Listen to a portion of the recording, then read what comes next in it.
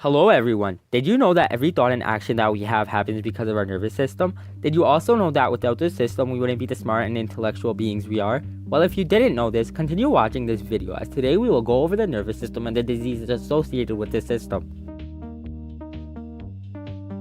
The nervous system is the part of an animal's body that thinks and coordinates its actions. The nervous system is composed of two parts, which are the central and peripheral nervous systems. The central nervous system includes the brain and the spinal cord, while the peripheral system includes all of the other parts of the body.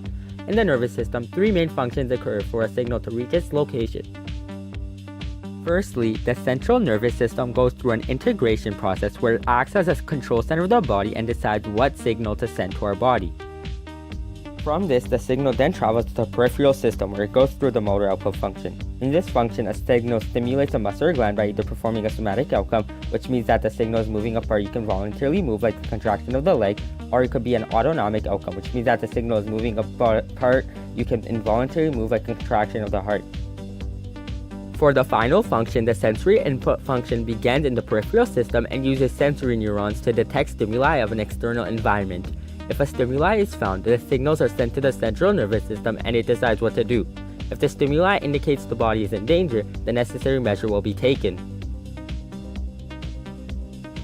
For instance, if a hand is put on a hot stove, the signal will only pass through the spinal cord and will immediately be sent out to move the muscle from danger. If the body is not in danger, the signal is sent to the brain and it decides what to do. The nervous system is composed of nervous tissues that are made up of neurons, a type of specialized cell with a long body structure that delivers signals, as well as glial cells that support and protect neurons. In order for the peripheral system to detect external dangers, it uses 5 types of sensory neurons. Thermoreceptors detect changes in temperature, chemoreceptors detect the presence of chemicals, mechanoreceptors detect mechanical forces such as pressure, photoreceptors detect light, and nociceptors detect pain. When each of these 5 neurons detect high levels of these dangers, they will be alarmed and send out signals to determine how to react. Neurons first receive electrical signals in their dendrites. This signal then travels the axon, which is the neuron's body. At the end of the axon, the signal is transferred to another neuron through a junction known as a synapse.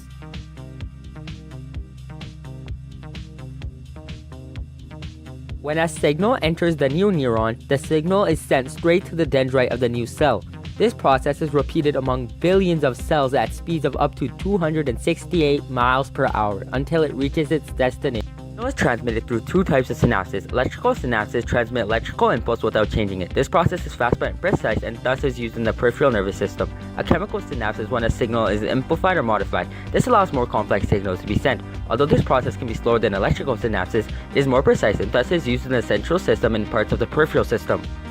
Chemical synapses, while a signal travels the axon, special molecules known as neurotransmitters are released from small sacs called vesicles. The neurotransmitters temporarily bind the 2 neurons together, which allows the electrical impulse to continue. After a while, the neurotransmitters separate from the receptors and will either be destroyed by enzymes or they will return to their initial neuron to be recycled. Depending on the signal that is being sent, different types of neurotransmitters are used. For instance, the neurotransmitters can either be excitatory, which excite the cell and thus result in the body firing an action, or it could be inhibitory, which calms the cell signal and thus reduces the chance of the body firing an action. For example, one of the most used excitatory neurotransmitters is epinephrine. Epinephrine, also known as adrenaline, is known as the fight or flight neurotransmitter and provides a signal to humans for them to either fight or flee. Contrary to this, a commonly used inhibitory neurotransmitter is known as serotonin. Serotonin can regulate processes such as sleep and diet habits, and thus is known as the mood transmitter. With the nervous system being so crucial to humans, even if a little bit of damage is done to it, repairing the damages could be tough, and as a result, it could lead to many diseases. For instance, epilepsy, Parkinson's disease, and Alzheimer's disease are all diseases that are associated with the nervous system. Of them all, the disease that is most common, Alzheimer's disease, occurs mostly when people become old. Alzheimer's disease happens when brain cells and neurotransmitters are attacked by the disease, which therefore affect a person's brain function, a person's memory, as well as the way a person behaves. To conclude, the nervous system is an essential part of the human body, and without it, we would not be the smart humans we are today.